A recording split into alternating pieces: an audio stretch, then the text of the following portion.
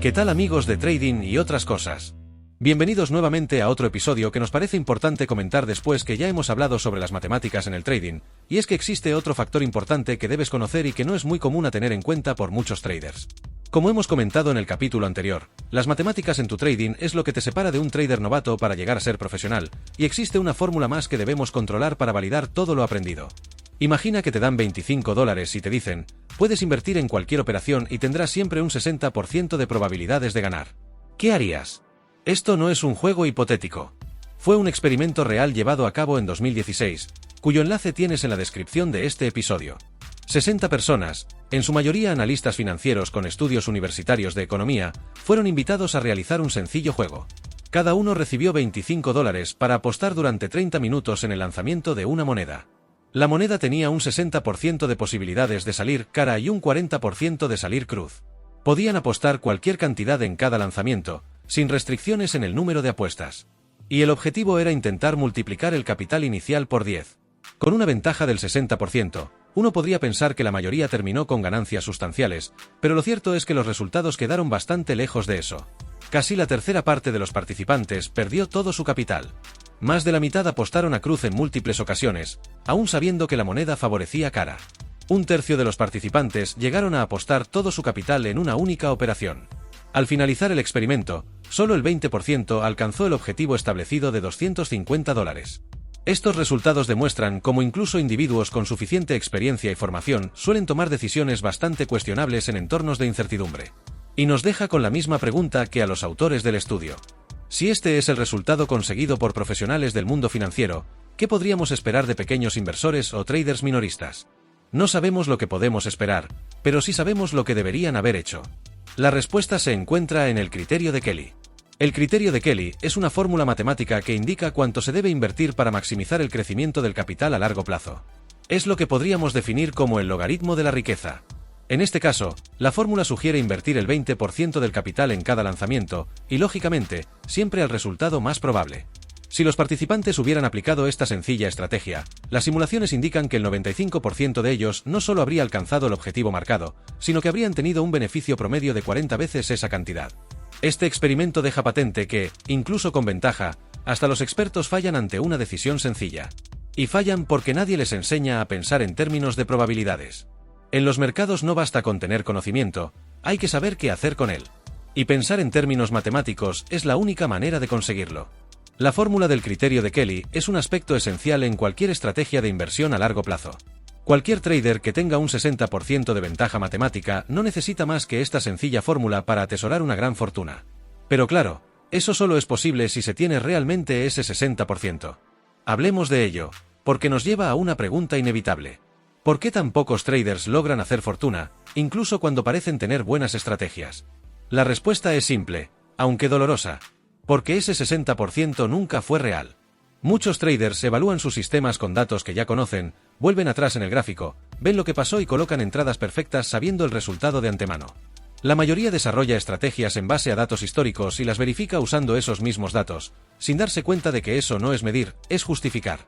Este fenómeno es tan viejo que ya Bernoulli lo había intuido. Hoy lo conocemos como inferencia bayesiana. Y lo que nos dice es algo muy claro, una cosa son los datos y otra muy distinta como nosotros los percibimos.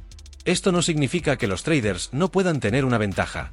Significa que esa ventaja, en la mayoría de los casos, es bastante menor de lo que se cree. Tener menos de un 60% de ventaja matemática no es un problema. El problema es creer que tienes un 60% cuando no es así. Como traders, para poder regresar al mundo real, no solo necesitamos conocer nuestra ventaja matemática, también necesitamos conocer cómo la percibimos. Si solo nos basamos en los datos reales sin revisar nuestra percepción, acabaremos justificando nuestros errores de nuevo. Nuestro cerebro juega a su propio juego, y nosotros seguiremos persiguiendo un 60% que nunca existe. Como no hay fórmula matemática capaz de calcular percepciones, debemos calcularlas de forma implícita. Y para conseguirlo, una buena forma es la siguiente. Antes de ejecutar cada operación, anotaremos qué probabilidad de acierto creemos que tiene. Si no estamos muy seguros, podemos anotar por ejemplo un 55%. Si lo vemos claro, entonces podemos anotar un 60 o un 65. Si estamos convencidos de que esa operación será un éxito, podemos subir al 70, 75 o incluso más. Lo importante es ser honesto, y por supuesto hacerlo antes de ejecutar cada operación. Si hacemos esto durante algunas decenas de operaciones, podremos comparar lo que creíamos saber con lo que realmente ocurrió. Si pensábamos que teníamos un 60% de aciertos y el dato real es un 52%, ya no estamos operando con fe, estamos operando con datos reales. Y cuando conocemos nuestros datos reales, es cuando la fórmula de Kelly empieza a tener sentido. La mayoría de traders se estrellan no porque no tengan ventaja, sino porque su ventaja real es bastante menor de lo que piensan. Cuando conoces y eliminas tus sesgos, es cuando dejas de perseguir el trading como una promesa y comienzas a tratarlo como lo que verdaderamente es. El trading es una disciplina, no una fábrica de sueños. Ahora, pasemos un poco a imaginarnos a un científico de computadoras John Kelly en 1956, armado con su ingenio, lápiz y papel en la pared, que con una fórmula mágica cambiaría para siempre el mundo de las apuestas o de las inversiones. Porque esto nos trae al presente para encontrarnos con el legendario Ed Thorpe, quien popularizó este maravilloso matemático al emplear la fórmula y conquistar el reino desagradable del azar con el blackjack. Fue el primero en aplicar el criterio de Kelly al juego, y que le llamó la fórmula de la fortuna en su libro de 1960, Beat the Dealer, y en este, detalla la procedencia de la fórmula y cómo sus resultados se transformaron en la mejor manera de usarla a su beneficio en este juego, y cómo fue utilizada tras establecer una estrategia ganadora. También tenemos por el lado financiero a Jim Simmons, fundador del Fondo de la Medalla de la Renación con más de 130 billones de dólares, que también se aventuró en el mundo del criterio de Kelly. Muchos financieros y economistas han propuesto varias soluciones para intentar crear una fórmula de gestión de riesgo óptima para invertir en los mercados financieros. El criterio de Kelly, basado en el trabajo de John Larry Kelly, un investigador de Bell Labs, es uno de los más populares intentos de encontrar una solución. La fórmula de Kelly utiliza una función logarítmica en sus estudios. Muestra que la función maximiza la tasa de crecimiento a largo plazo, pero maximiza el capital solo en el intervalo actual, independiente de información anterior o futura. Esencialmente, Kelly intentó definir cuánto es lo mejor para arriesgar en una sola petición, y consecuentemente, en una serie de peticiones cuando la probabilidad y los resultados netos son conocidos. Este cálculo sirve como guía hacia el riesgo óptimo o tamaño de posición para cualquier evento y se compone de 4 factores esenciales. La balanza de la equidad, el retorno expectado de un resultado ganador, la probabilidad de ganar y la probabilidad de perder. Estos factores, juntos, revelan la construcción percibida sobre un evento, que puede ayudar a determinar el tamaño de posición ideal. A pesar de la sabiduría convencional de la comunidad de traders e inversionistas, el tamaño de posición no debería ser una entrada predeterminada para tu estrategia. En lugar de eso, debería ser una salida resultante de estas 4 variables trabajando en armonía. Muchos abordan el concepto de Kelly fraccionalmente. Y significa usar una fracción del tamaño de posición recomendada. Por ejemplo, un 25%. Recuerda que esto se refiere al tamaño de posición, no al riesgo expectado. Con un riesgo típico de pausa, mi riesgo sería aproximadamente 10% de tamaño de posición correspondiente a $100 o 0,5% de la equidad. Cuando usamos la fórmula de criterios de Kelly en el mercado, debemos considerar el elemento random de movimientos de precios y asegurar variantes de riesgos en nuestras entradas.